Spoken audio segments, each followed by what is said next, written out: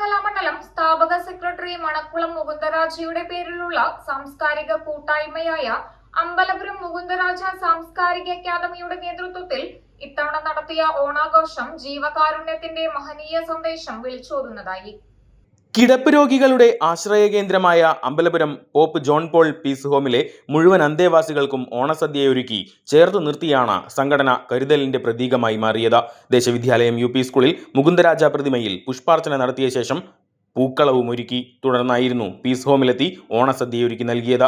പ്രശസ്ത കഥകളി കലാകാരൻ കലാമണ്ഡലം കൃഷ്ണകുമാർ ഉദ്ഘാടനം ചെയ്തു. മുകുന്ദരാജ സാംസ്കാരിക academy chairperson TN Lalitha teacher അധ്യക്ഷത വഹിച്ചു. രക്ഷാധികാരി K അജിത് കുമാർ മുഖ്യ പ്രഭാഷണം നടത്തി.